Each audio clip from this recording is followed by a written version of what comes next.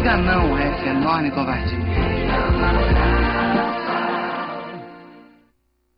Eu sou mais um brasileiro com registro civil, tenho os meus direitos desde o nascimento. Eu também tô nessa corrente que tem que seguir em frente. O país inteiro está com a gente. Certidão é de graça, é um direito humano. Pro seu filho ter orgulho de ser brasileiro. A certidão é de graça, é um direito humano. Procure na maternidade, no cartório mais próximo ou informe-se na prefeitura sobre os mutirões. Faça a certidão ainda na maternidade. Pro seu filho ter seus documentos, seu nome e sobrenome, garantir os seus direitos e se registrar. Toda a família Brasil, e tem orgulho de ser brasileiro. Eu tenho certidão de nascimento, sou cidadão brasileiro. Eu tenho certidão de nascimento, sou certidão de nascimento. Um direito humano, um dever de todo o Brasil. Secretaria de Direitos Humanos, Governo Federal. Coloca etanol pra mim. Aê, tá de mudança? Então muda pro combustível completão. Muda pro etanol. Tá indo trabalhar, né? Então coloca etanol que gera milhões de empregos. E aí, dona? O que acha de dar uma aula de ecologia pras crianças? Etanol, mãe! Completa com etanol. O motor do carro fica assim rapidinho. Etanol é o combustível completão. Coloca etanol, o combustível completão. Etanol é o combustível completão.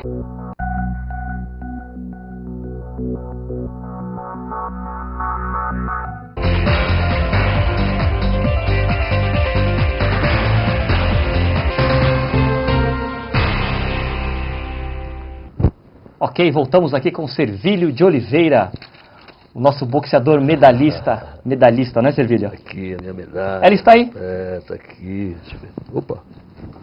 Tá do lado de cá, hein? Vamos lá. Tá aqui, ó. Olha. 45 anos, pô. Aí, vou deixar ela aí em cima. Deixa ela aí. Sensacional, né, Servílio? Deixa eu até dar uma... Cidade do México, 1968. Bons tempos. Ô, Servílio, nós temos aqui umas perguntas dos telespectadores, mas antes de fazer as perguntas, essa medalha, Servílio, ela... Fala um pouco o que ela representa, enfim, o que ela significa na sua vida e esse carinho que você tem por ela. Olha, essa medalha é sumamente importante. Em primeiro lugar, porque foi a 14ª medalha de um brasileiro. Na história, essa... Na história, ela foi a 14ª, foi numa época das vacas magras, uma época em que o Brasil, ganhar uma medalha lá era algo extraordinário, né? Hoje nós temos 108 medalhas. Dá pra dar um close, Eric? Mas Mostra aqui para o nosso câmera, se ele vai dar um close, olha aí, pessoal. Tá aqui, ó. Essa é a 14ª medalha na história. Na história, das 108 medalhas que nós temos, essa é a 14ª. É a 14ª. E foi e é um grande prazer ter. Porque sempre que se falar em Jogos Olímpicos, certamente terão a obrigação de falar na medalha que o Servílio ganhou no México. Com certeza. O Servílio, eu complemento aqui, até pelo cenário que você colocou, que é uma época em que você não ganhava dinheiro, ou seja, era ideologia, paixão, então assim, tem que ser muito valorizada, né? Não é, Servílio? Naquela época lá era uma época muito difícil, nosso país era o quintal de qualquer um. Eu vivi uma infância dura, sabe? Em que a discriminação era muito grande. Hoje a questão é um pouco mais velada e o país evoluiu muito, as mentalidades mudaram. Hoje a gente vive num outro cenário no Brasil. Mas ainda você tem que matar um leão por dia. Não é fácil, né? Não é fácil. Não é fácil. Servílio, chegou mais 2 ligações aqui. Vamos lá. É o Cleison Vicente, de Santo André. Obrigado, Cleison. Ele pergunta aqui, Servílio. Hoje em dia, o UFC ficou no lugar do boxe? Você acha isso certo? Ou, na sua opinião, é para ficar mais violento? Ficou mais violento o esporte? Na verdade, não existe o certo e o errado. O que ocorre é que o Brasil infelizmente, é um país imediatista. E aonde a mídia põe a mão, a Rede Globo põe a mão, isso vai chamar a atenção e vai atrair toda a classe de pessoa, né? Agora, a questão, por exemplo, de e que certamente tirou a visão do boxe. Quer dizer, o MMA, você sabe que o sujeito para praticar MMA, ele tem que saber jiu-jitsu, ele tem que saber judô, ele tem que saber uma série de outras modalidades, boxe, inclusive o boxe. Claro. Inclusive o boxe, né? Mas agora, referente ao boxe e ao MMA, o que ocorre, por exemplo, sem querer tomar muito tempo, Claro. eu quero voltar até um pouquinho lá atrás. O boxe, ele não pôde participar dos primeiros Jogos Olímpicos da Era Moderna, que se deu em 1896, que foi na Grécia. O boxe não pôde participar da segunda edição, que foi em 1900, que foi na França. O boxe só pôde participar na terceira edição, que foi em 1904, em St. Louis, dos Estados Unidos. E por quê? Porque lá atrás, o boxe era um esporte brutal. Era um esporte que não havia ringue, porque o caminhar para trás era sinônimo de covardia. Então o sujeito só tinha que caminhar para frente. Não havia limite de peso. Eu com 60 quilos, podia lutar com um sujeito de 90. Bastava apenas que eu tivesse coragem. Não havia limite de peso e uma série de coisas. Então, por ser brutal, não pôde participar desses jogos.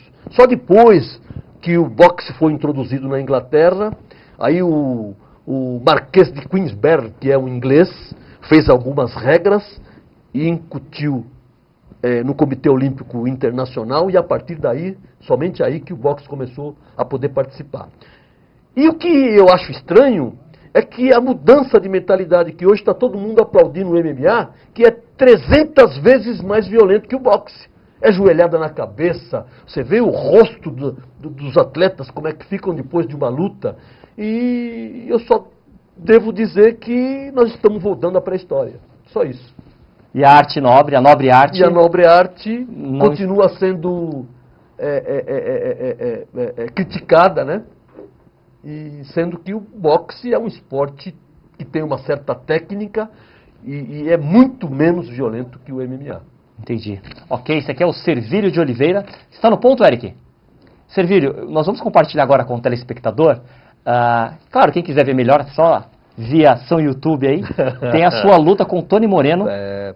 E esse trecho que nós vamos ver agora é do 7º, que foi o principal round, não é? Esse foi o round mais violento da luta, foi duro. Foi o 7º round. Esse adversário duro, pegava muito forte, tinha 2 decisões de títulos do mundo no corpo, quer dizer, foi um adversário muito difícil para mim. Ok, então convido agora o telespectador para, vamos assistir aqui também, vamos ver um trecho da luta do Servílio contra o Tony Moreno, que foi a luta aí em que ele teve o problema aí na retina. Pode soltar, Eric? Exatamente. Olha lá, Servílio. A narração é do Orlando Duarte. Orlando Duarte, ele torce até pra mim, ele vibra.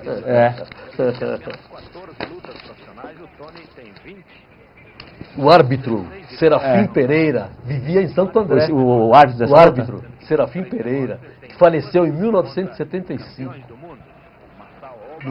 Você é daqui de Santo André, Servílio? Na verdade, eu sou do Ipiranga, mas em 1966 eu me transferi para Pirelli e vim para Santo André. Servílio, a luta? Comenta um pouco sobre isso aí. Aí já está no 7º round. Aí foi o 7º round, foi o round mais duro da luta, né? Eu parti para dentro dele, dei tudo de mim, quase dei um knockdown nele, acertei vários golpes. Você tem com calção branco? Calção branco, né? Ele era um boxeador fisicamente privilegiado, ele era, né? Tony Moreno.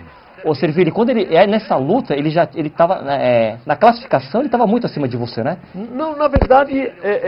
Você ainda não era tão conhecido, é isso ou não? Na verdade, nessa luta aí, eu era o 5º classificado no ranking do mundo. Depois dessa luta, depois dessa vitória, eu passei a 3º classificado no ranking mundial. Mas dessa luta, eu fugi às minhas características, eu tive que partir para cima dele. Por quê? Porque ele tinha mais altura que eu. Mais envergadura. Mais envergadura, ele pegava muito forte. E se eu desse distância para ele, ele teria me nocauteado. Portanto, pode perceber. Você em curta distância? É claro, porque se você em curta distância, você diminui o raio de ação e o golpe chega menos forte. Se você der a distância, a pancada fica muito mais forte. E essa não era a sua característica, não? A sua característica, Servílio, é a distância. Era boxear, era bater e sair. Na média e na curta. Eu boxeava à distância. Veja, na verdade, eu me adaptava de acordo ao jogo do adversário. Conforme o adversário, eu fazia o meu jogo. Se o adversário era muito forte, dependendo do adversário, é o que eu... Nessa luta aí, eu tive que partir para dentro dele. Ó. Pode perceber, ó, a troca de golpes. Essa luta foi no Ibirapuera? Foi no ginásio do Ibirapuera, no dia 3 de dezembro de 1971. 3 de dezembro. Ele, no caso dele, você estudou muito ele? Antes teve um estudo... Não, nessa época não tinha muito isso? Não, eu não Foi conhecia. Na hora da luta? Não, como é que foi na hora da luta. Servílio? Não, o atleta chegava no Brasil 3, 4 dias antes e você ficava sabendo do adversário. Porque hoje tem muito isso, né? A pessoa vai lutar em janeiro e já sabe todo... Hoje também ajuda, né, Servílio? Já tem todo... Não, e outra coisa também, né? A mídia, a tecnologia hoje em dia dá para você ver o seu adversário antes, né? Então você já fica precavido, né? E aí nessa época não tinha isso. Ô Servílio, na verdade, é aí que você vai ter a contusão, né? Aí eu tive a contusão nesse round, e aí lutei mais 3 rounds com a vista sumamente inchada. Vamos voltar? Foi um trecho da luta? Foi uma troca incessante, hein? Foi. A narração do Orlando Duarte, quem escuta é sensacional, né? Ele vibrava em meu favor. Brasileiro, né? Tem que torcer pro brasileiro. Servílio, vamos agora focar um pouco nessa luta aí que marcou o encerramento da sua carreira. Na verdade, foi uma cabeçada? Foi um soco? Como é que foi, Servílio? Olha, na verdade, foi uma cabeçada involuntária e depois o adversário inteligente que era, né? Procurou atingir no lugar contundido, justamente que é para me eliminar, né? E você perguntou do descolamento de retina. O descolamento de retina, ele já vinha acontecendo já em treinamentos, não é? Aí, nesse dia 3 de dezembro, foi a gota d'água. Né? Ou seja, antes já havia um... Já em treinamento, quando recebia alguns golpes, porque eu treinava com lutadores muito mais pesados do que eu. E tinha alguns lutadores de 69, 70 quilos que eu fazia luva. Por quê? Porque eu era um boxeador de categoria pequena, mas eu era muito forte para a categoria. E os lutadores do meu peso não me resistiam muito. Então, eu treinava com atletas mais pesados, justamente que é para poder desenvolver o meu trabalho. E isso foi o que, hoje, como um treinador, como um cara experiente, eu digo o seguinte para os meus filhos que são treinadores. Se você tiver um atleta de 51 quilos que é muito forte, consiga 3, 4 atletas do mesmo peso dele para auxiliar nos treinamentos. Do mesmo peso? Do mesmo peso. Não coloque atletas mais pesados. Essa tática não é... Antigamente não se observava isso. Então. Hoje não. Hoje já o pessoal mais inteligente já sabe que o golpe de alguém mais pesado é muito mais forte, né? Então, pode abreviar a carreira de um bom atleta. Mas, Servílio, depois dessa luta ainda teve outras, não foi? Como é que você conduziu depois dessa luta, aí eu parei, fui viver no Chile, me casei no Chile, vivi o golpe militar em 1973 lá no Chile, e depois com a perseguição, falta de emprego lá, peguei a minha mulher e meus 2 filhos e viemos viver no Brasil. E estamos aqui até hoje. E em 1976 voltei a lutar novamente, fiz 5 lutas, ganhei as 5. E quando fui disputar o título sul-americano lá no Chile contra o Martim Vargas, os dirigentes de lá se apegaram ao regulamento que diz que todo boxeador com menos de 1/4 em uma das vistas não pode boxear, dizendo proteger a minha integridade física, mas no fundo eles estavam protegendo a integridade física do chileno. Porque aquela luta eu ia vencer de qualquer jeito. Estava confiante? Estava confiante, porque eu estaria lutando no país da minha mulher, no país dos meus 2 filhos, e jamais eu perderia aquela luta para o Martim Vargas. Sensacional, hein, Servílio? Uma história realmente, tenho certeza que o telespectador de casa está curtindo bastante. E o reflexo está aqui, Servílio. Olha, a Marinês, de Santo André, faz uma pergunta. Você acha que o Brasil tem lutadores e atletas preparados para Olimpíadas? especificamente no boxe, Servilho? Olha, o Brasil... Como é que está o boxe? Não, o Brasil vem se preparando já há um bom tempo, né? Hoje em dia, eu penso que as competições internacionais, com essas verbas do governo federal, têm ajudado muito esse translado, essa participação do Brasil em jogos pan-americanos, em campeonatos mundiais, e torneios juvenis, etc., estudantil. Então, tudo isso está dando possibilidade.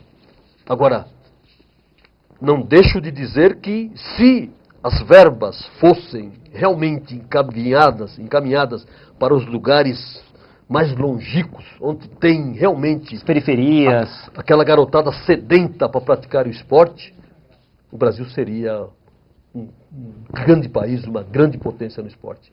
É uma pena que a maneira com que essa verba está sendo distribuída, deixando na mão de Comitê Olímpico Brasileiro e de confederações, é negativo. Você pode conversar com qualquer atleta, com qualquer ex-atleta de outras modalidades, que eles vão dizer a mesma coisa que eu estou dizendo aqui. Traga aqui o Zanetti, que é o bicampeão do mundo, campeão olímpico, ele vai dizer dessa questão das verbas. Claro, deixamos até um convite aí. Se ele estiver assistindo a Zanetti, traga aqui será um prazer recebê-lo. Traga aqui esse pessoal, eles vão dizer o que acontece, a reclamação que há no que diz respeito às verbas. Fica só nos projetos, né, Servilho? Porque quem lê você lê às vezes o caderno de esporte dos jornais, é projeto para lá, projeto para cá, mas na prática... eu acho o seguinte, eu acho que o governo federal está fazendo a parte dele, o dinheiro está. O que acontece é que o brasileiro ele é muito criativo, você entendeu? A criatividade do brasileiro é que faz com que a coisa não ande bem, sabe? Aliás, eu penso que alguns gestores desportistas, dinheiro existe, o que falta é capacidade para fazer bons projetos. Eu penso que se você é um gestor esportivo e você faz alguns projetos que as leis de incentivo te dão possibilidade de você fazer isso, você faz um município ser grande no esporte. Claro. O que falta é competência para você fazer os projetos e fazer a sua cidade e fazer o seu país. E boa vontade, né, Servilho? Como você falou, você vê na periferia, às vezes aquele garoto de 14, 13 anos, humilde, tem uma energia ali enorme, e onde ele vai empregar essa energia? Cadê o esporte? E um outro detalhe importante também, Fernando, é que... Fábio, o importante também é que tem algumas pessoas que estão envolvidas no esporte que não são do esporte. E dificultam, por exemplo, a aproximação daquele que realmente para levar, por exemplo, alguma ideia. Como acontece em muitos municípios, não quero citar aqui nomes, mas é lamentável. Pessoas que estão aí em cargos de mando e que não entendem nada e que fica... Não precisa citar nomes, mas, por exemplo, estamos aqui na região do ABC. Nossa região como é que está? De maneira geral. Dá uma nota aí, dá uma medalha de... Eu acho que a nossa região... poderia estar num patamar melhor. Eu penso isso. Sim. Eu penso que se fizesse uma política diferente, uma política voltada, por exemplo, aos projetos, uma política voltada a utilizar essa verba pública que o governo nos favorece. Porque, veja, a lei de incentivo fiscal para o esporte é 1%. Mas o governo federal, ele está abrindo mão desse 1%.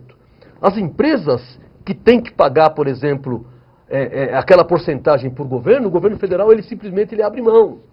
Então, se você souber fazer projetos, você pode utilizar essas verbas para bem do esporte. Claro. Ô Servilho, temos aqui mais uma ligação aqui. É o Mauro Dias, de Santo André. Obrigado, Mauro. Ele faz a pergunta: quem foi o seu lutador inspirador? Ah, sem dúvida nenhuma. Nosso galo de ouro, o Éder Joffre. Éder foi a sua influência? O Éder, para mim, foi um dos melhores boxeadores peso galo que o mundo viu lutar. Mundial. O Éder foi o boxeador mais importante que esse país já teve. O Éder foi o meu inspirador. Hoje está um pouco doente, está com alguns problemas de saúde. O Éder hoje está com quase 75 anos ou 76 anos de idade, já está bastante idoso, né? Mas ele, sem dúvida nenhuma, foi o meu inspirador. e é a peça mais importante do boxe brasileiro em todos os tempos. Ô Servílio, e dessa nova geração, do Popó, tem é Michel de Oliveira, se eu não me engano, não é? Tem um rapaz que até lutou com ele recentemente, um novato. Não. E dessa nova geração? Não. Esse tal de Oliveira aí, esse boxeador que vive nos Estados Unidos. Isso. Lamentavelmente, o nosso país vive de algumas mentiras. Nosso país, ele vive, por exemplo, da mídia. Aí veio a Rede Globo e achou que esse Oliveira, eu esqueço o primeiro nome dele. Michel Oliveira, mas você não é Michael Oliveira. Michael Oliveira. Não, mentiroso. Não. Mentiroso, não sabe nada. E aí a mídia faz os... Tem outros boxeadores muito mais importantes e muito melhores tecnicamente que esse Michael Oliveira, que não tem oportunidade. Tanto que o Popó aceitou a luta com ele e foi um show do Popó, né? E ganhou quando quis. Estando parado há vários anos, veterano. foi lá e ganhou dele. É o que mata no nosso esporte, o que mata no nosso país é o imediatismo. Infelizmente, o nosso país... O imediatismo é um problema. Ele é muito imediatista e esse imediatismo acaba vulgarizando, por exemplo, a nossa sociedade, o nosso esporte, infelizmente. Entendi. Ô Servílio, você falou de mídia, mas você foi comentarista da Globo, não foi? Olha, na verdade, quando a Globo entrou no boxe em 1991, eu comecei lá comentando boxe. Depois eu troquei a Rede Globo pela TV Manchete, não sei se você se lembra. Dos blocos, né? Da TV Manchete. A TV Manchete começou para caçar boxe e tal. Eu fui para a TV Manchete. Que era o Canal 9 também, se não me engano. A Manchete era o 9, não é isso? Era o 9. E também na TV Record. Atualmente na ESPN, eu já comentei 3 Jogos Olímpicos pela ESPN. Você atualmente comenta na ESPN? Eu não sou o comentarista oficial. O comentarista oficial da ESPN é um grande amigo meu, o Eduardo Ohata, japonesinho, jornalista da Folha de São Paulo, um menino que conhece o esporte. E quando ele não pode, me chamam e eu vou lá e faço a parte dele lá.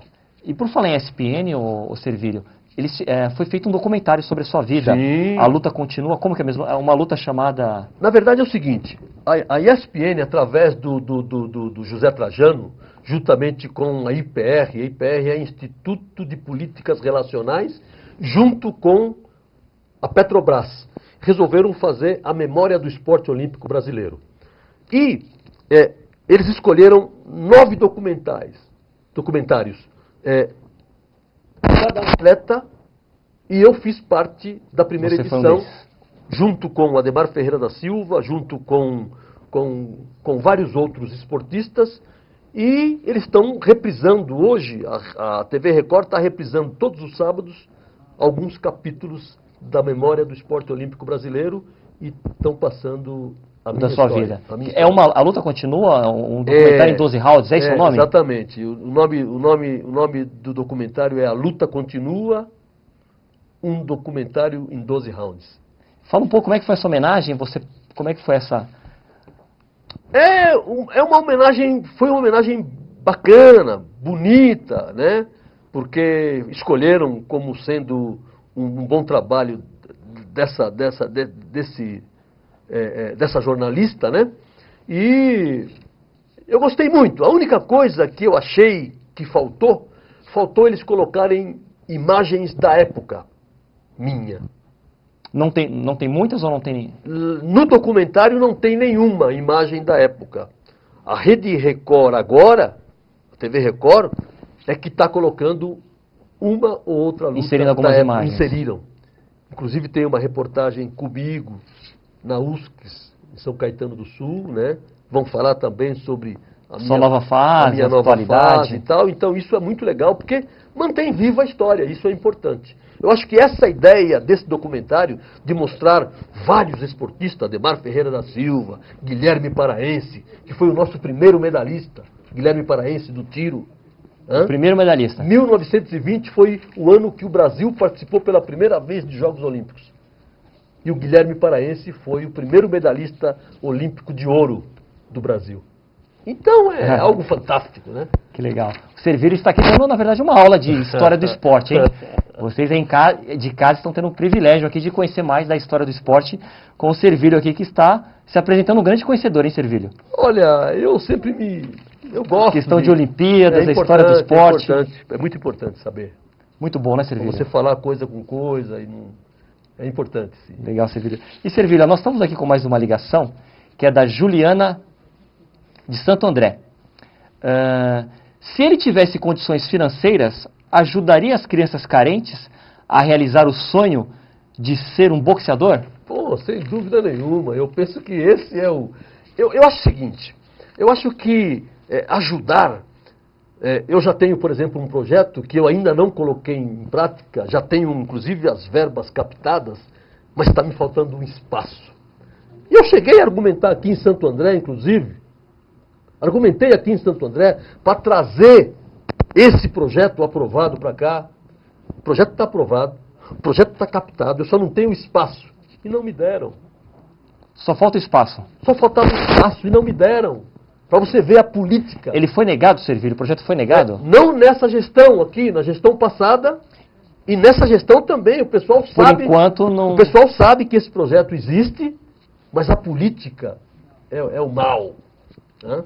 E eu, sem dúvida nenhuma, e acho que o esporte, se o sujeito puder ser um medalhista olímpico, como eu fui, como outros foram, será ótimo. Mas se não, eu penso que o esporte, se você puder fazer com que essa meninada canalize a sua aptidão para o esporte, seria o ideal. O importante, se for campeão olímpico, melhor. Se não, só o fato de você orientar aquele cidadão para ele ter um bom encaminhamento na vida já será o máximo. E eu ajudaria sim, com certeza. Legal. Servilho, olha, infelizmente estamos se encaminhando aqui para o final do programa. Acredito que quem está nos assistindo gostou muito, porque você aqui deu uma aula de história do esporte aqui, sensacional. Muitas informações. Olha, muito obrigado mesmo pela sua participação. E para encerrar, eu gostaria que você deixasse aí sua mensagem final. E fique à vontade aí. Olha... Pode pôr as luvas aí, fazer seu jab direto e dar a mensagem aí, fique à vontade. Olha, na verdade eu quero agradecer pelo convite. Quando eu fui convidado, eu aceitei de imediato, só acertamos os dias e me coloco aqui à disposição para uma próxima oportunidade. Sempre que vocês me convidarem, aqui estarei. Acho que esse programa é um programa que realmente, você me disse que está uns 2 meses no ar. Isso. Mas eu espero que esse programa é um programa que veio para ficar. E quero deixar aqui um alô para a garotada, principalmente a garotada que quiser praticar boxe, que procure, por exemplo, uma academia onde o treinador